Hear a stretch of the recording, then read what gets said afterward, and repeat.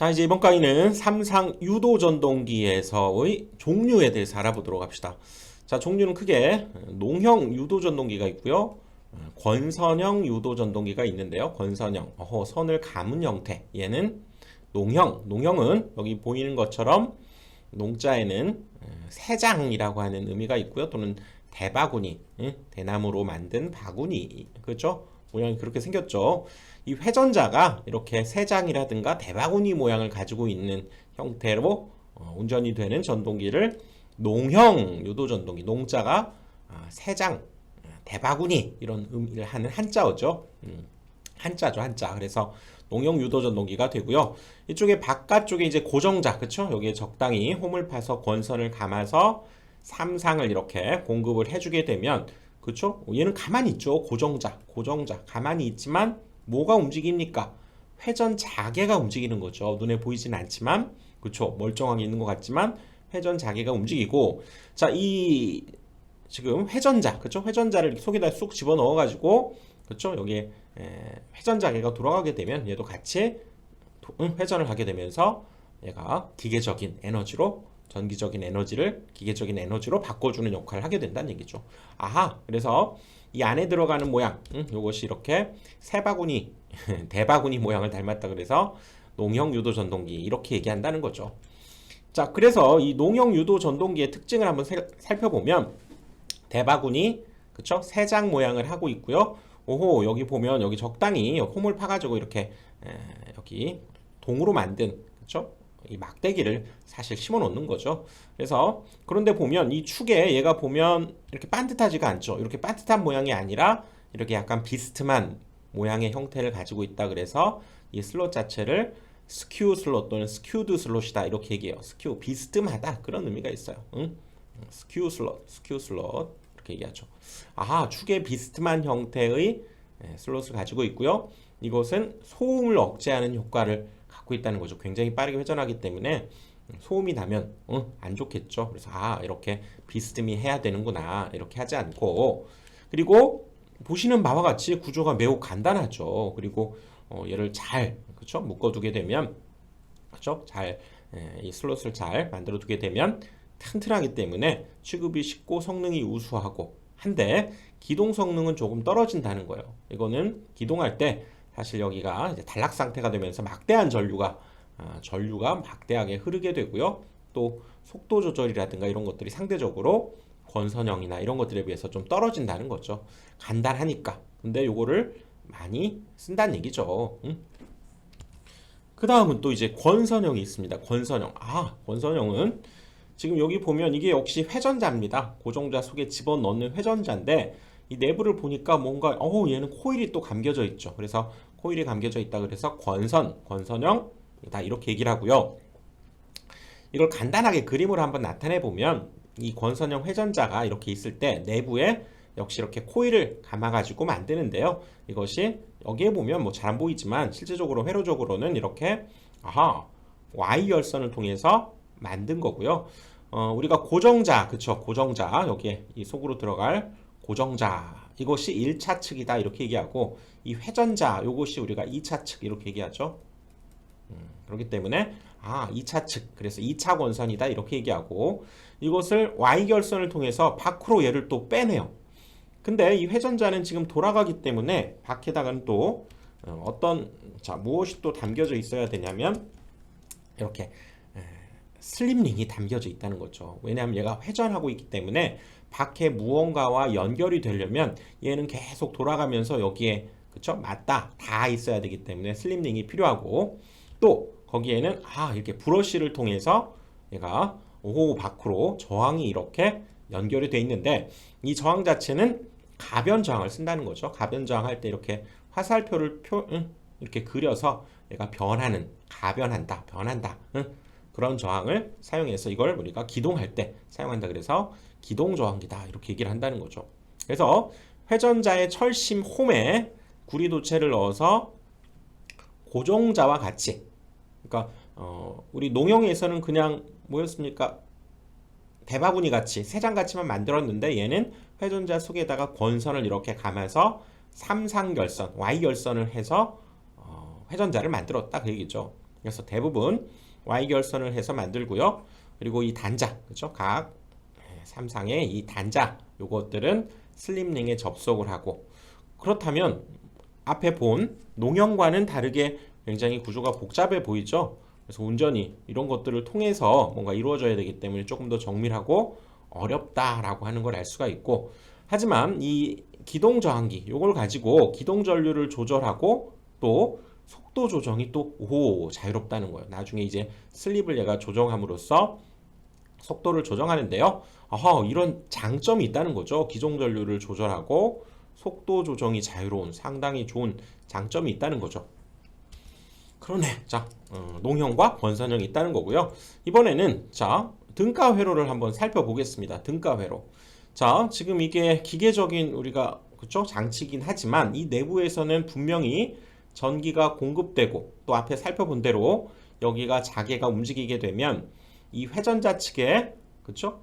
플레밍의 오른손 왼손에 의해서 전류가 흐르고 힘을 받게 된다 그랬었죠.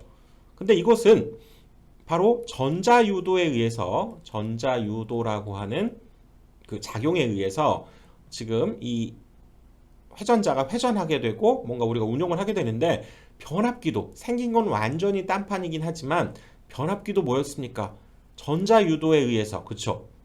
변압이 이루어졌었던 거죠. 그리고 자, 이 둘을 한번 이제 비교를 해보면 사실상 같은 등가 회로를 쓴다는 거예요. 우리 변압기 등가 회로 알고 있잖아요. 그치? 같은 등가 회로를 쓰게 되는데 그 이유를 한번 살펴보면 지금 여기 N극, S극 이렇게 우선 2극으로만 이렇게 표현했는데요. 얘는 고정돼 있죠. 그치? 뭐가 회전합니까?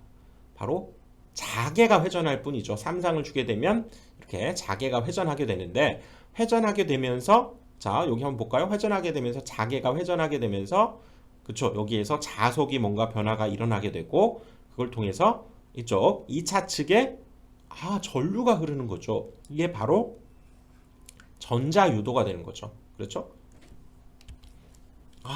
이 전자유도에 의해서 여기도 지금 전원이 공급이 되면 여기가 역시 이것처럼 그쵸? 자속이 변하는 자속이 발생해서 이 변하는 자속을 방해하는 그쵸?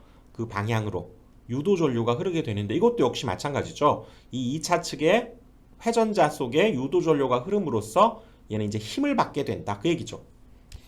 그리고 이 변압기와 얘와의 굳이 차이를 한번 생각해 보자면, 얘는 2차 측이 사실상 어떻게 돼 있습니까? 얘가 요거는 우리가 도체를 쓰고 있기 때문에 전류가 흐르는 것이 단락이 돼 있죠. 얘는 단락이 돼 있다는 것이 조금 얘랑은 일단 차이가 있고요. 그리고 여기에도 일단 부하를 두게 되면 얘도 유도 전류에 의해서 부하를 우리가 운전하게 되는 거죠. 그리고 마찬가지 이 회전 유도 전류에 의한 얘는 이제 기계적인 에너지 운동 에너지로 바뀌어서 회전하는 곳에다가 이제 부하를 이렇게 연결함으로써 역시 부하를 우리가 움직일 수 있게 만들어주는 역할을 하게 되는 거죠. 그래서 또 이제 둘의 사실상의 차이점은 별로 없죠. 1차 측이 있고요. 그 유도 과정에 의해서 전자유도에 의해서 유도 전류가 생기고 얘는 그 힘을 이용하는 거고요. 얘도 전자유도에 의해서 그쵸? 전압을 바꾸어서 부하에 에너지를 공급하는데, 차이점이라고 하면 여기 회로적으로는 2차 측이 단락이 되어 있다는 것과 여기에서는 이 공극이 존재한다는 거죠. 둘 사이에 공극이 존재하고, 얘는 사실상 여기에 철심이 이 둘을 연결해 주는 역할을 하게 되는 거죠. 그래서 여기 회전자 자개가 이렇게 발생하면서 얘가 회전이 되는 거죠. 자, 그래서 자, 이제 변압기와 이제 같이 우리가 비교를 하면서 하는 것이 훨씬 더 이해를 돕고 그럴듯하고 안 잊어버리게 되기 때문에, 자, 변압기에 여러분들 기억납니까? 요거 등가 회로 기억나시죠? 1차 측에 저항과 리액턴스, 2차 측에도 저항과 리액턴스 그려주면 끝났는데요. 여기에서 그쵸, 여기 철심에 흐르는 그쵸, 철심을 자속을 만드는 것과 또 여기에서의 철선을 우리가 만들어내는 전류가 이게 있었죠. 그래서 이거와는 따로 병렬로 이렇게 어드미턴스 형태로 표현해서 이것을 철선 전류, 이쪽을 자화 전류 이렇게 흐르는 것이다 이렇게 공부를 했었죠. 근데 실제로 여기 이쪽 유도 전동기도 똑같다는 거예요. 1차 측에서 전압이 주어지고요. 여기에 역시 유도 전류가 2차 측으로 이제 이 전자기에 의해서죠. 이 자속에 의해서 유도 전류가 흐르는데, 다만 여기가 단락돼 있다라고 하는 거. 요것만 차이가 있다라는 거고 나머지는 그쵸 완전히 이 변압기의 등가 회로와 동일하다는 걸 알 수 있다 그 얘기지. 자 이제 주저없이 이 회로를 이제 가져다 씁니다. 우리는 여기 변압기의 등가 회로 이미 알고 있고 어느 정도는 좀 익숙하죠, 그치? 자 가져다가 씁시다. 가져다가 이제 자 유도 전동기의 등가 회로를 이렇게 그렸고요. 우선 이제 정지시부터 한번 가봅니다. 정지시 뭐 특별한 뭐는 없지만 왜 움직여야죠. 전동기는 움직여야 전동이니까 정지시에는 별 의미는 없지만 자 한번 봅시다. 정지시의 자 유도 기전력을 한번 계산해 보는데요. 자 정지 어떻게 돼 있습니까? 회전자는 자 회전자계는 이렇게 돌아가는데 얘는 가만히 있어요. 회전자는 가만히 있어요. 회전자계가 도는 거지. 회전자계가 돌고 있는데 얘는 가만히 있습니다. 그러면 질투심이 어떻게 됩니까? 극대화가 되는 거죠. 아우 자식은 잘 나가네. 막 회전자계는 잘 돌고 있어요. 근데 나는 안 돌아. 그럼 뭡니까? 얘의 영향을 고스란히 받는다고 그랬죠. 그래서 질투심, 스트레스가 만당 1이 되는 거라고요. 1. 이거 정지해 있을 때 슬립이 1이다 라고 하는 거 여러분들 강조했었죠. 그러다 보니까 여기 E1의 기전력이 여기 E2, 2차 측으로 고스란히 그대로 전달된다고 그랬죠. 와, 저거 신경을 엄청 쓰게 되는 거죠. 그치? 그래서 E1과 E2가 같게 된다 그 얘기예요. 정지 시에는. 만약에 이 회전자가 이 회전자기와 동일한 속도로, 즉 동기 속도로 만약에 같이 빠르게 회전한다면 뭐라고 했습니까? 영향을 안 받는다고 그랬죠. 일단 아무튼 현재 정지시에서만 우리가 생각을 해보자면 슬립은 1이고 그쵸? E1과 E2가 서로 같게 되고요. 또 여기에 주어지는 주파수를 F1이라고 하고 또 여기에 전달되는 주파수 역시 동일하게 F2가 같게 된다는 거죠. 이거는 우리 앞에서 살펴본 내용이 다시 한번 반복된다 이렇게 보시면 되고요. 자 이번에 이제 회전시로 한번 가보면요. 회전시로 가보는데 앞으로는 이제 요 1차 측이 별 의미가 없어요. 늘 같은 전압, 같은 주파수가 주어지기 때문에 변하는 건 얘만 이제 앞으로 변하기 때문에 요거 이제 과감히 1차 측 확 없애버리고 갑니다. 샥 이렇게 없애버립시다. 없애고 요것만 보고서도 이제 가능하다는 거죠. 2차 측만 보고서도 오호 요거 딱 3개 잘 분석해내면 되겠네요. 그래서 회전시의 상황을 한번 생각을 해봅시다. 이제 정지시는 생각해봤으니까요. 그렇죠? 회전시에는 뭐였습니까? 회전시에는 슬립이 0에서 1 사이가 된다고 그랬죠. 아 1이 될 수도 없어요. 이거는 동기 속도에 도달할 수가 없어. 왜냐하면 하기 전에 힘을 잃어버려요. 그래서 0에서 1 사이의 슬립을 갖게 되는 것이 회전시의 특징이 되고 앞에 우리가 공부했던 대로 뭐였습니까? 바로 스트레스 받은 만큼 질투심이 생긴 만큼만 나한테 전달이 된다고 그랬죠. 그치? 그래서 이때 자 E2의 그쵸? E2에다가 여기 S를 붙였는데 그건 뭘 뜻하냐면 정지돼 있을 때의 2차 측에 오는 기전력에다가 슬립만큼만 영향을 받은 것이 회전시의 2차 측의 유도 기전력이다는 뜻으로 정지시를 우리가 E2 여기 E2는 정지시의 2차 측에 그쵸? 전달되는 기전력이 되는 거고요. 자, E2S는 뭡니까? 얘랑 구분해야죠. 회전시니까 얘랑 구분을 해서 슬립의 영향을 받은 그래서 S를 하나 더 붙인 거죠. 회전시 2차 측에 전달되는 기전력은 그쵸? 정지돼 있을 때의 2차 측의 기전력에 S를 곱한 것과 같다. 오, 그렇죠. 그리고 또 정지시의 여기 E2는 당연히 정지시의 E1과 또 같으니까 얘는 S21이라고 써도 사실 상관은 없죠. 그치? 이건 1차 측의 기전력. 얘는 정지시의 2차 측의 기전력. 둘이 같으니까. 그쵸? 그리고 이걸 한꺼번에 쓰자면 S를 곱한 것이 ES다. 이렇게 되는 거죠. 이 용어 의미 하나하나가 굉장히 중요합니다. 이게 처음에 잘 갖춰지면 이야기들이 술술 풀리고요. 이런 기호들이 잘 익숙치 않으면 어색하고 이상합니다. 그래서 이거 조금 천천히 가더라도 하나하나의 의미를 정확하게 확실하게 하는 것이 굉장히 중요합니다. 그리고 또 얘가 2차 측에 지금 회전하고 있을 때 주파수도 역시 어떻다고 그랬습니까? 주파수도 역시 영향을 받죠.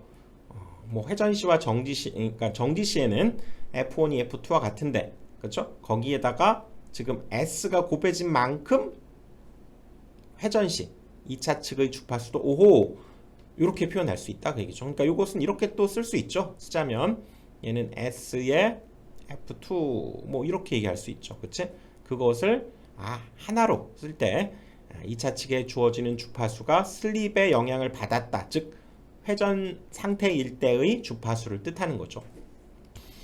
그래서 이때 여기 2차 측에서의 지금 여기 기전력은 동일합니다. 여러분 한상의 우리 기전력 기억나죠? 4.44 FM-파이 KW 이거 권선 계수가 되고요. 그렇지 주파수, 권수 여기 자속 파이 동일하게 이렇게 되는데 결론적으로 왜 그러면 주파수가 S의 영향을 받고 기전력도 S의 영향을 받는데 그 이유가 뭐냐 보면 사실은 주파수가 영향을 받는 거예요. 이렇게 그래서 F1에다가 지금 회전을 하게 되면 슬립에 영향 받은 만큼 즉 F1 대신에 SF1이 오게 되고 그 자체가 사실 뭐냐면 이 자체가 여기 S를 앞으로 빼버리면 그쵸?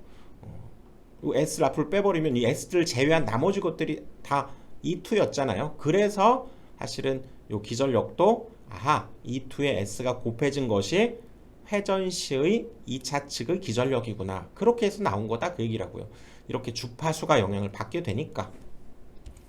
그리고 이때의 우리가 권수비를 한번 생각을 해보면 회전시죠. 회전시의 권수비를 회전시니까 발휘하기 위해서 A' 이렇게 했다면 그렇죠. 이것은 전압비와 같겠죠.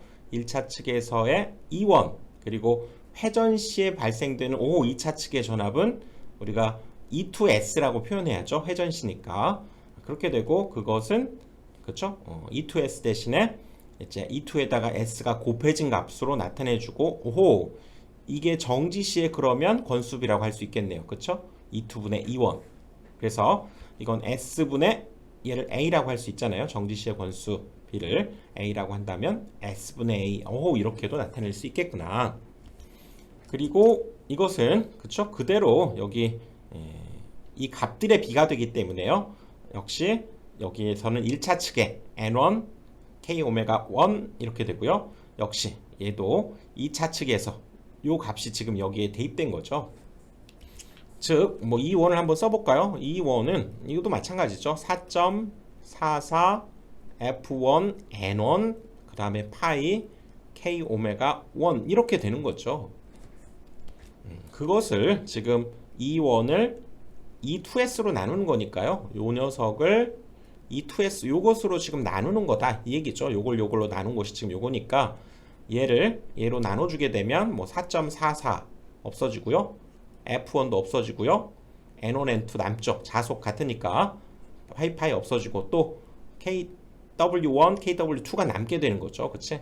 그래서 여기에 분자에는 N1과 KW1 그 다음에 여기 분모에는 SN2, KW2 이렇게 해서도 역시 요것도 뭐 시험에 나온 적이 있으니까요. 이것도 기억을 해둬야 된다 그 얘기지.